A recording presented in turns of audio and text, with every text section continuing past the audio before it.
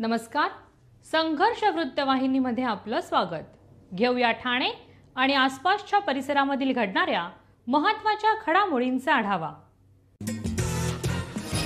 ठाणे शहरातील रस्त्यांची दुरावस्था, प्रत्येक मोसमात निर्माण होणारे खड्डे, वाढते अपघात आणि नागरिकांच्या सहनशीलतेचा अंत झाला आहे।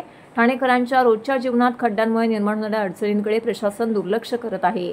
याच पार्श्वभूमीवरती ठाणे शहर जिल्हा काँग्रेसतर्फे ठाणे शहरातील पूर्व भागामध्ये खड्डे भरो आंदोलन करण्यात आले।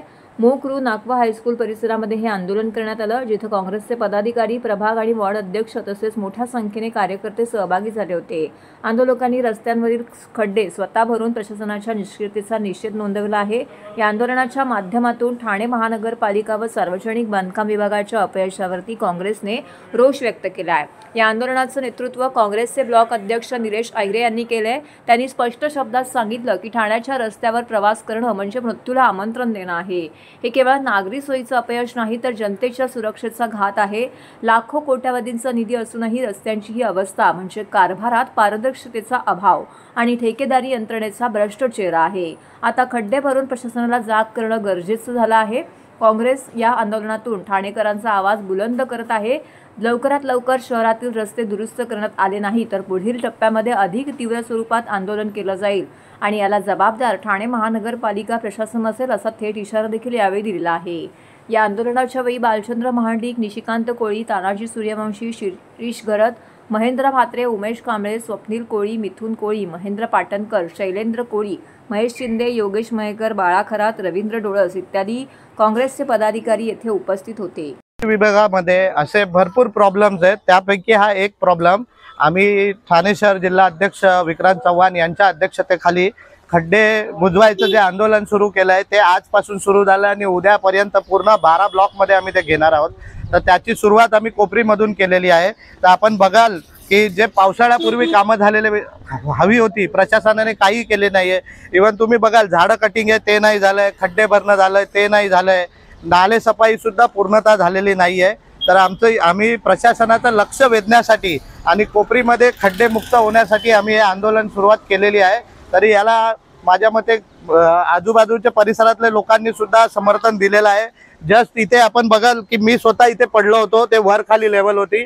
रस्ते बनवल्यानंतर ड्रेनेज लाईन टाकतात, ते आधी त्यांना प्लॅनिंगमध्ये ह्या गोष्टी जमत नाही आहेत का, किंवा रस्ता पूर्ण झाल्यावर केबल्स टाकायचं हे का करतात ते मला अजिबात अजून समजत नाही। नवीन रस्ता झाल्यानंतरच त्यांना सुचतं की काहीतरी राहिलंय। एकच फाईल डबल टिबल रिपीट करून तेच त्यांचा फक्त पैसे उकळण्याचे कामं चालू आहे। जसं आपण बघेल खड्डा जे काय आम्ही स्लोगन लिहिलंय, खड्डेच खड्डे चौकडे, हरवला रस्ता कुणीकडे। आपण बघाल पूर्ण ठाण्याची अवस्था, घोडबंदरमध्ये तर याच्यापेक्षाही वाईट अवस्था आपल्या रस्त्याची झालेली आहे। तरी प्रशासनाला आम्ही निवेदन दिलेलं आहे की लवकरात लवकर खड्डे भरून जे काय योग्य सर्वांना नागरिकांना सहकार्य करावे। जय हिंद। सर्व नागरिकांना आवाहन करण्यात येत आहे की सध्या डासांमार्फत पसरणाऱ्या डेंग्यू या आजाराचा प्रसार रोखण्यासाठी प्रत्येकाने पुढील प्रमाणे कार्यवाही करावी। डेंग्यू आजार एडिस इजिप्ती हा डास चावल्याने होतो। या डासांची पैदास साचलेल्या किंवा साचवलेल्या स्वच्छ पाण्यामध्ये होते। 8 दिवसांपेक्षा जास्त दिवस पाणी उघडे व साचून राहिल्यास त्यात डास अंडी घालतात। अंड्यांच्या अळ्या तयार होऊन पुढे डास तयार होतात। यासाठी आपल्या घरातील पाणी साठे, उदाहरणार्थ बॅरल्स, पिंपे, टाक्या, हौद, रांजणे इत्यादी दर आठवड्याला रिकामे करून घासून पुसून कोरडे करून पुन्हा भरावे। 1 दिवस कोरडा दिवस म्हणून पाळावा। पाणी साठ्यांना घट्ट झाकणे बसवावीत किंवा जुनी साडी, चादर, धोतर यांनी बांधून झाकून ठेवावीत, म्हणजे डास त्यात जाऊन अंडी घालणार नाहीत। घराच्या गच्चीवर, आजूबाजूला, अंगणात कोठेही पाणी साचू देऊ नये। भंगार सामान उघड्यावर टाकू नये, उदाहरणार्थ टायर्स, प्लास्टिक सामान, कुंड्या, टाकाऊ वस्तू इत्यादी। अशा सामानात पावसाचे पाणी साठून त्यात डेंग्यूच्या डासांची पैदास होते। घरातील कूलर्स, फ्रीजच्या पाठीमागील ट्रे हे देखील वेळोवेळी कोरडे करावेत। लक्षात ठेवा, नुसत्या फवारणीने डास घनता कमी होत नाही, तर त्यासाठी डास पैदास ठिकाणे नष्ट करणे ही आपल्या सर्वांची जबाबदारी आहे. कोणताही ताप अंगावर न काढता जवळच्या शासकीय रुग्णालयात मोफत औषधोपचार घ्या. अशा प्रकारे नागरिकांनी सहकार्य केल्यास डेंग्यूचा प्रसार रोखणे सहज शक्य आहे.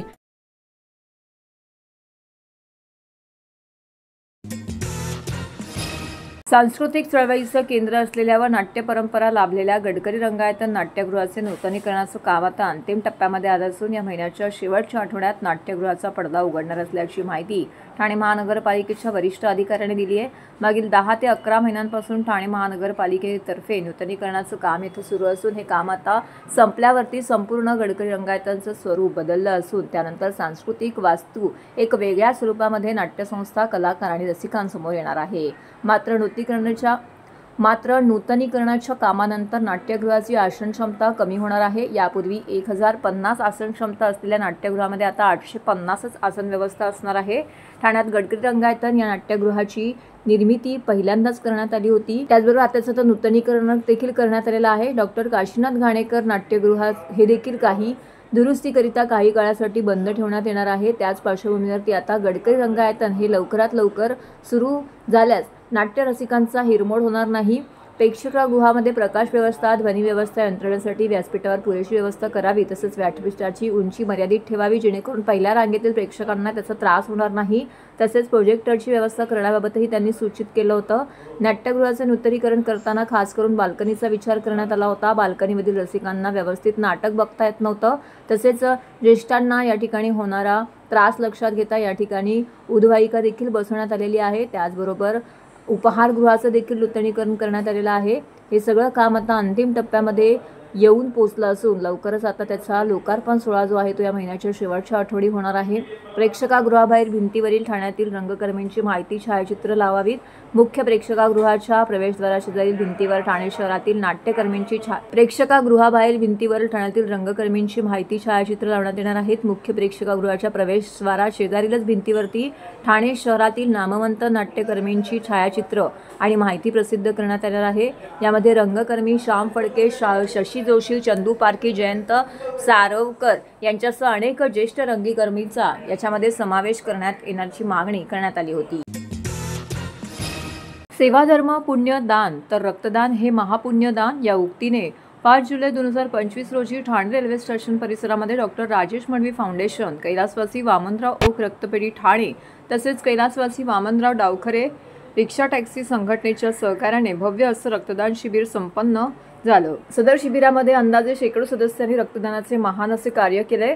सदर कार्यक्रमास मान्यवर प्रमुख अतिथी म्हणून ठाणे शहर विधानसभेचे जनसेवक आमदार संजय केळकर, कोकण पदवीधर मतदारसंघाचे आमदार ॲडव्होकेट निरंजन डावखरे, भारतीय जनता पक्षाचे ठाणे शहर जिल्हा अध्यक्ष ॲडव्होकेट संदीप लेले, ज्येष्ठ माजी नगरसेवक संजय वाघुले यांनी येथे उपस्थित राहून रक्तदात्यांना प्रोत्साहित केले.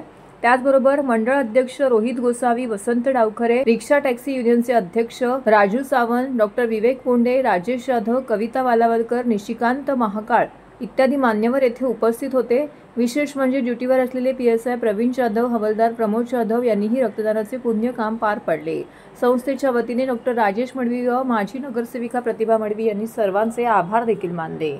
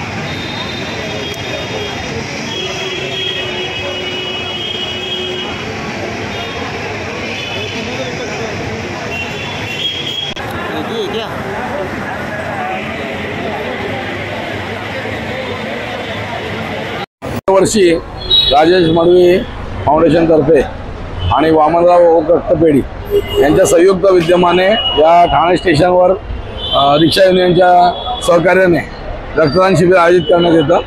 हे 15वं वर्ष आहे। सातत्याने एखादं काम करणं, जेव्हा आपल्याला काही घटना घडते किंवा एखादा प्रसंग उद्भवतो तेव्हा आपण धावाधाव करतो रक्त मिळावं म्हणून, पण त्याच्यापेक्षा नित्य नियमाने ज्या संस्था रक्तदान शिबिर आयोजित करतात ते जास्त महत्त्वाचं आहे। आपण म्हणतो की तहान लागली की विहीर खोदायची, त्याच्याऐवजी आधीच पाण्याची व्यवस्था, म्हणजे अगोदरच रक्ताची व्यवस्था अशा प्रकारच्या ज्या संस्था काम करतात त्या करून ठेवतात आणि त्यामुळे त्यांच्या या उपक्रमाला मी मनापासून शुभेच्छा देतो आणि अधिकाधिक रक्तदात्यांनी या ठिकाणी रक्तदान करावं असं त्यांना आवाहन करतो। डॉक्टर राजेश मडवी फाउंडेशन आणि वामनराव ओक रक्तपेढी तसेच आमची रिक्षा युनियन आहे राजू भैयांची, काही डावखरे चालक मालक संघटना यांच्या संयुक्त विद्यमाने हे आपलं 7वं वर्ष आहे रक्तदानाचं। आपण जर बघितलं पूर्ण महाराष्ट्रात 7.5 लाख बाटल्या रक्त दरवर्षी लागतं आणि तेवढं रक्त जर तुम्ही आजारी पेशंट किंवा ॲक्सिडेंटचे पेशंट असे जे असतं तेवढं रक्त संकलन होत नाही। जवळजवळ 75 ते 80% रक्तच संकलित होतं, तर जे उरलेलं 25% जे रक्त तुटवडा आहे त्याच्यासाठी वेळोवेळी कॅम्पची गरज असते आणि तीच गरज लक्षात घेऊन आम्ही इथे हा कॅम्प घेतो आणि त्याला उत्कृष्ट प्रतिसाद असतो। तरी मी चर्चा केली राजू भैयांची, तर ते बोलले आज तरी शनिवार रविवार आहे त्याच्यामुळे लोकांची ये जा कमी असते, तर आपण जे ऑड 5 डेज असतात त्याच्यात खूपच रक्तदाते मिळतात। तर तरी पण आतापर्यंत सकाळपासून सुरुवात करून 15च्या वर रक्तदात्यांनी रक्तदान केलेलं आहे आणि आमचं टार्गेट 100 पर्यंत असेल। तर मी लोकांना आव्हान करीन, नागरिकांना आव्हान करीन त्यांनी रक्तदान करावं। तर ब्राह्मण शिक्षण मंडळाचे ब्राह्मण विद्यालयाचे माननीय चिटणीस केदार जोशी साहेब व संस्थेच्या अध्यक्षा श्रीमती नमिता सोमन मॅडम यांच्या मार्गदर्शनाखाली पूर्व प्राथमिक विभागाच्या चिमुकल्यांनी आषाढी एकादशीच्या निमित्ताने वारी काढून आषाढी एकादशी साजरी केली। सदर कार्यक्रमास प्राथमिकच्या मुख्याध्यापिका वंदना चव्हाण, पूर्व प्राथमिकच्या मुख्याध्यापिका सारिका दामले यांनी विठ्ठल रखुमाई यांची पूजा करून दिंडी काढण्यात आली। पूर्व प्राथमिकचे शिक्षक वृंद यांनी विठ्ठल नामामध्ये ताल धरला।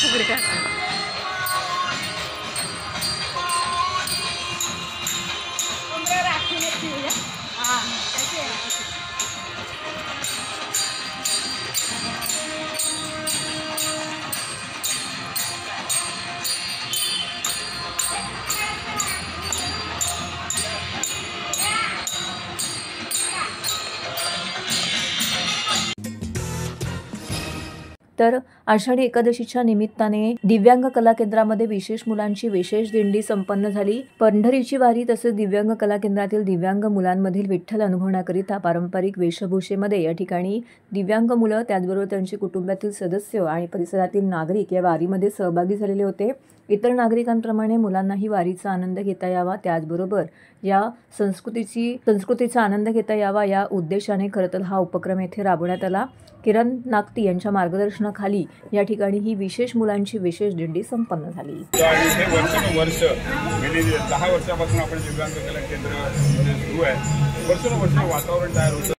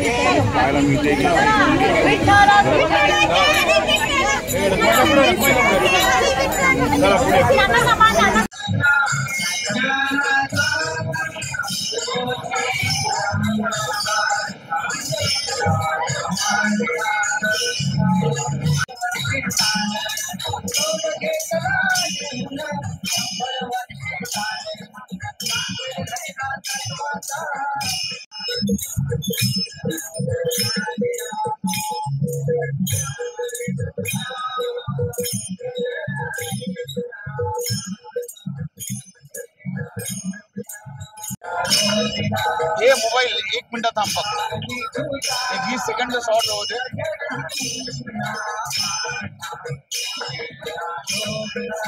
आणि श्री स्वामी समर्थ संस्कार साधना केंद्र ठाणे याच्या माध्यमातून आपण गेली हे 9वं वर्ष आहे. आता सलग 9 वर्ष विशेष मुलांची विशेष दिंडी काढत असतो. त्याच्यामध्ये नेमकं होतं काय की ज्यांना पंढरीला जाता येत नाही, पंढरपूरला जाता येत नाही, हा खरं तर खूप मोठा, मला असं वाटतं जगभरातला ज्या वारीचा गौरव केला जातो अशी वारी ज्या महाराष्ट्रातनं निघते त्या वारीला आपल्याला जाता येत नाही. आणि म्हणूनच एक त्याचं प्रतिकात्मक रूप आपण आपल्या इथे विशेष मुलांच्या माध्यमातून समोर आणतो आणि विभागातले सगळीच जण त्याच्यामध्ये सहभागी होतात. एक आनंद, जल्लोष, उत्साहाचं आणि एक सात्विक असं वातावरण तयार होतं.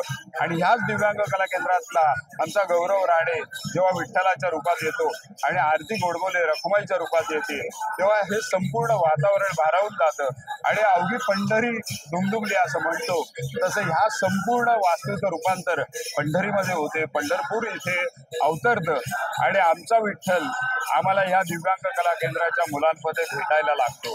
आणि हा अनुभव वर्षानुवर्ष प्रत्येक जण घेतो. आषाढी एकादशीच्या आदल्या दिवशी इथे विठुराया येतात आणि मग इथूनच विठुराया पंढरपुरात जातात अशी एक भावना आता तयार झालेली आहे. त्याच्यामुळे ह्या मुलांना सुद्धा एक वेगळा आनंद होतो. सगळे पत्रकार बांधव जेव्हा येतात तेव्हा त्या मुलांना खूप बरं वाटतं. त्यांचं छायाचित्र कुठे ते वर्तमानपत्रात लागतं, तो एक आनंद वेगळा असतो. आणि दुसऱ्या दिवशी जेव्हा त्या मुलांचं कौतुक केलं जातं, मला असं वाटतं ह्याच्यापेक्षा काय हवं असतं आपल्याला. आणि म्हणूनच हा अट्टहास असतो. आणि विठुरायाचं दर्शन घेण्यासाठी नंतर रांग लागते.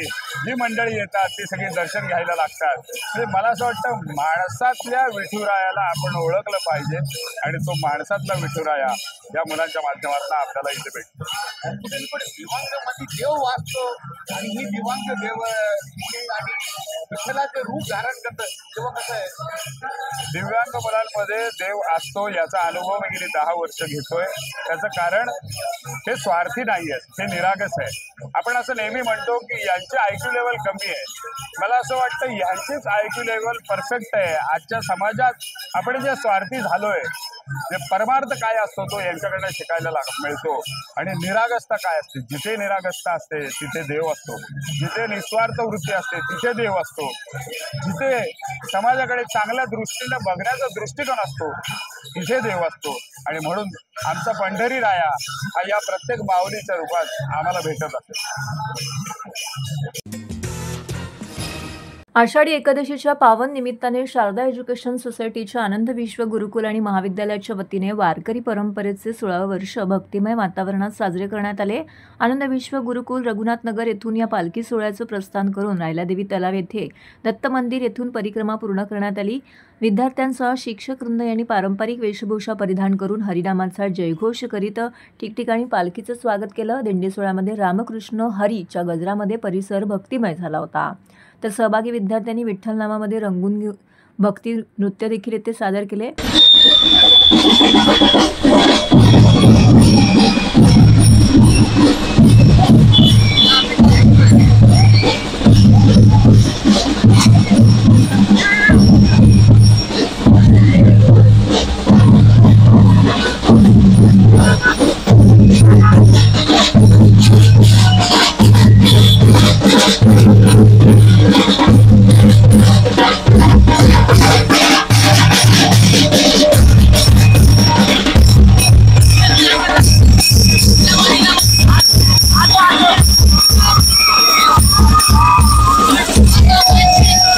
गेले 16 वर्ष सातत्याने आनंद विश्व गुरुकुल याच्या सगळ्या फॅकल्टीच्या म्हणजे pre primary, primary, secondary, junior college, senior college, law college, nursing college, skill development याचे सगळे विद्यार्थी, शिक्षक, शिक्षकेतर कर्मचारी आणि आमचे सगळे प्रिन्सिपल यांच्या वतीने आषाढी एकादशीला ही दिंडी काढली जाते.